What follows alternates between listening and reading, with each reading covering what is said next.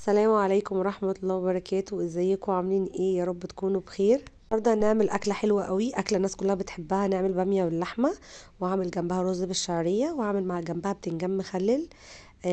ليها يعني هديكوا طرق حلوة جدا جدا هتعجبكم. الاول هسلق اللحمة. الشوربة حطيت فيها بصلاية وورق لوري وحبهان و... ومعلقة سكر، بس كده سبتها اول ما غليت. نزلت باللحمة على طول، سبتها تاخد غلوتين وبعدين هديت النار. عقبال ما تستوي جبت معلقة سمنة، معلقة سمنة كبيرة، ومعلقتين زيت، وحطيت فيهم مقدار بصلاية صغيرة. البصل ده انا مفرزاه. بجيب البصل وبفرمه وبحطه في الفريزر، بحطه في كيس وبقطم على حسب ما انا عايزة. وحطيت عليهم فصين توم وقلبتهم. خلي بالكم الباميه بالثوم بتبقى تحفه، بتبقى حلوه جدا، وبعمل لها طشه زي طشه الملوخيه في الاخر برضو كده، بتدي طعم حلو جدا. جربوها ومش هتندموا، بجد حلوه قوي. وجايبه برضو انا عندي باميه كنت مفرزاها. انا بفرز الحاجات، ما بغليهاش وما بعملش اي حاجه، انا بجيبها بغسلها. الباميه جبتها وغسلتها وقمعتها الاول. قبل ما اقمعها بسيبها تتصفى خالص من الميه اللي هي فيها، وبعد كده بقمعها وبحطها في علب بلاستيك او في اكياس ايا كان، وبحطها في الفريزر. بطلعها يعني زي ما هي، بصوا لسه هي مجمده. هنزل بيها على البصلايه تشيل بس التلج اللي فيها دوت، وهقلبها اديها تقلبتين حلوين لحد ما تبخر خالص التلج اللي فيها. انا اوريدي غسلها قبل ما تحطها في الفريزر. بصوا اللون اكنها فريش ولا اكنها متجمده ولا اي حاجه. ولما بعملها اكنها يعني هي طرية من جوه، بتبقى تحفة. طبعا لما بنكون هنحطها في الفريزر ما بنفتحش البامية من فوق كده. يعني عادة لما بكون جايبة البامية فريش وبعملها، بقمعها وبعدين بديها كده يعني شرطة كده يعني بالسكينة عشان الصوص يدخل جوه البامية من جوه. بس لما بتبقى في الفريزر اوريدي بتبقى طرية من جوه، فهي بتشرب كده كده الصوص، وعشان ما تتهريش وهي في الفريزر. هي دي التركية الوحيدة اللي انا بعملها. خلاص مجرد ما التلج بتاع اللي في البامية داب، خلاص انا نزلت بالطماطم. عندي الطماطم مغسولة ومضروبة في الخلاط ومتصفية. لو الطماطم مش حمرا قوي ممكن تضيفي معلقتين صلصة، عشان تدي اللون اللي هو اللون البامية الاحمر قوي. برضو البابريكا بتخلي اللون بتاع البامية حلو جدا. انا هنزل بشوية توابل بقى كده، شوية بصل بودر وتوم بودر و... وكمون وشوية فلفل اسود صغيرين ومعلقة بابريكا كبيرة. وقطعت قرن فلفل حامي كده، لو مش حابينه مش مشكلة، بس هو البامية برضو بالشطة بتبقى حلوة جدا. نزلت كده عليهم بالحاجات دي، وهنزل بعدها برشة كزبرة، وهنزل برشة سكر. دي المكونات بتاعتي اللي هتخلي البامية بجد هتعجبكم، طعمها تحفة. البامية برضو يعني ما بتكتري فيها الكمون بتبقى طعمها حلو قوي. والسكر كده كده انا بحطه على كل حاجة بقوطة عشان اعدل الحموضة بتاعتها. بس كده هتغطوها وتسيبوها تغلي. انا غطيتها شوية وسبتها تغلي، وبعد كده نزلت عليها بمكعب مرقة خضروات عشان كنت نسيت احطه. برضو مرقة الخضروات بتخلي الاكل طعمه حلو قوي، غير حتى مرقة اللحمة او مرقة الدجاج. مرقة الخضروات بتبقى حلوة. فرمتها كويس جدا عشان ما تكلكعش من تحت، عشان اضمن ان هي تدوب بس. وسبتها تاخد غلوة. انا مش هخليها تستوي على النار، انا هخليها تتغلي بس عشان انا هكمل سواها مع اللحمة. اللحمة خدت معايا 3/4 سوا. البامية خدت ربع سوا. يعني هخليهم يكملوا الاتنين مع بعض في طواجن في الفرن. مجرد كده ما غليت انا كده خلاص شلتها من على النار، وهعمل لها طشة الثوم. شلتها انا من على النار. بصوا المرقه دي مش مرقه، دي توابل اللي هما اسمهم ال11 بهار. حلوه جدا، بتدي نكهه حلوه قوي قوي في الخضروات. بصوا الخلطه دي اسمها ال11 بهار من كنور.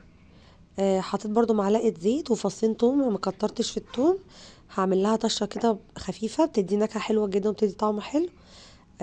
خلصت كده وطشيتها. بصوا الباميه شكلها حلو ازاي، لونها احمر، طعمها تحفه تحفه.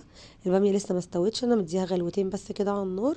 والشوربه بتاعت اللحمه برضو استوت، يعني يعتبر استوت اصلا يعني، بس انا بحبها تبقى مهريه جدا في الطواجن، بحبها تبقى مستويه زياده عن اللزوم. فهي يعتبر واخده 3/4 سوا، يمكن ازيد كمان.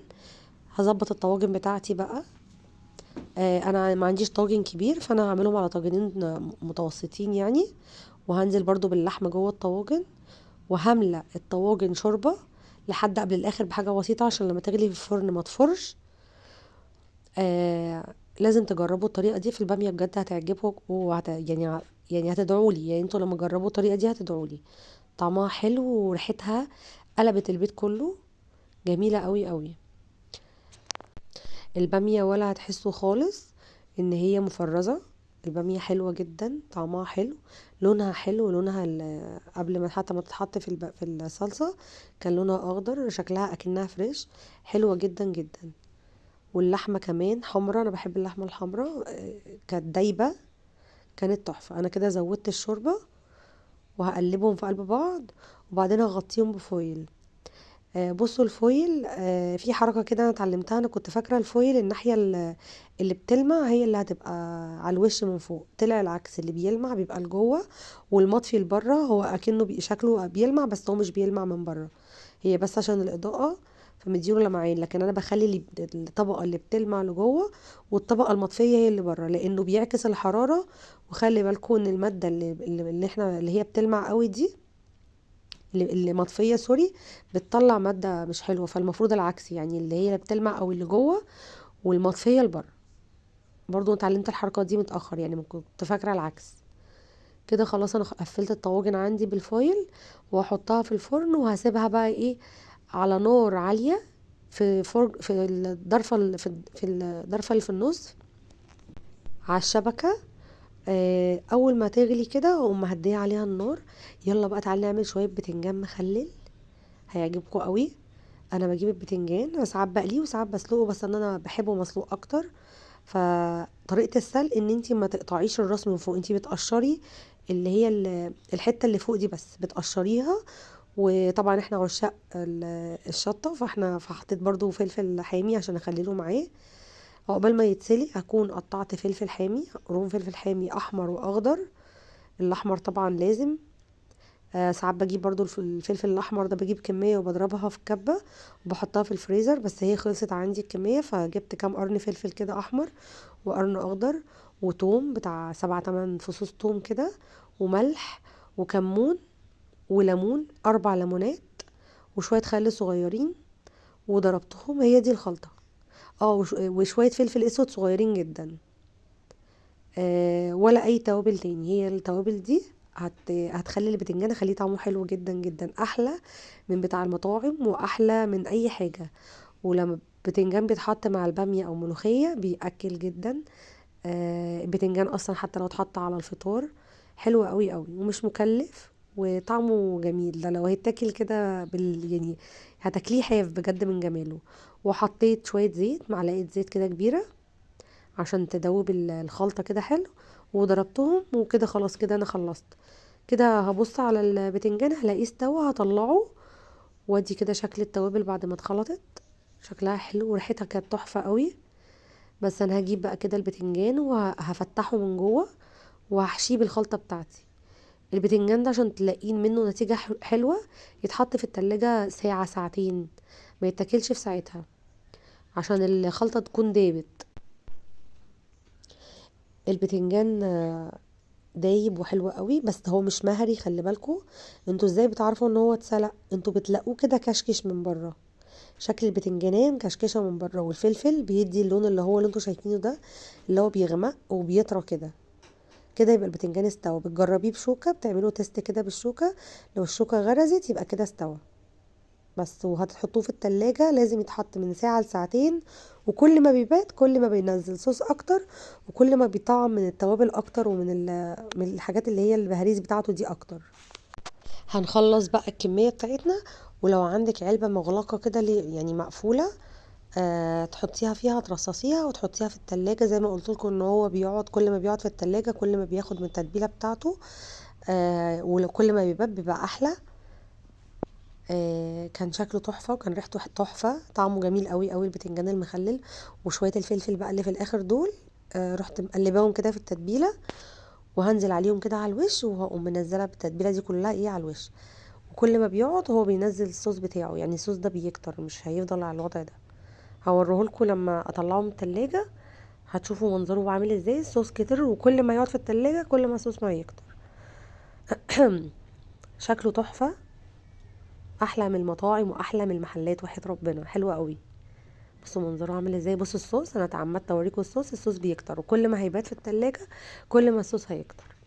شكله حلو وطعمه حلو وريحته حلوة جدا، وياه مع البتنجان كان تحفة، كان تحفة.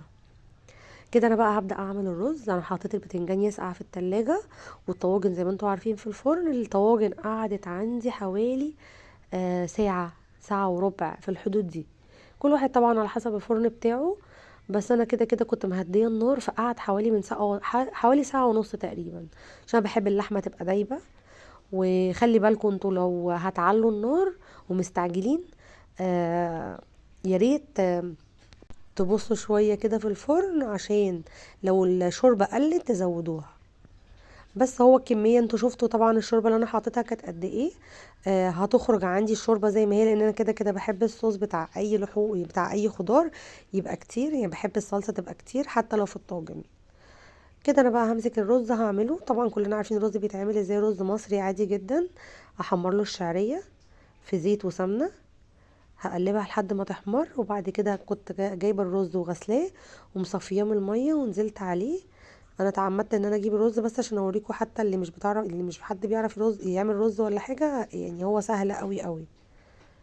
وما تستغربوش تقولوا مفيش حد ما بيعملش رز، لان عارفه ان ناس كتير، كل الناس بتعرف تعمل رز. بس انا برضو زي ما قلت لكم، لو في عروسه جديده لسه بتتعلم الطبيخ، لو في حد قاعد لوحده مش معاه مراته او حاجه مسافر، او حد مش متجوز، فايه المشكله؟ كده انا حطيت الميه.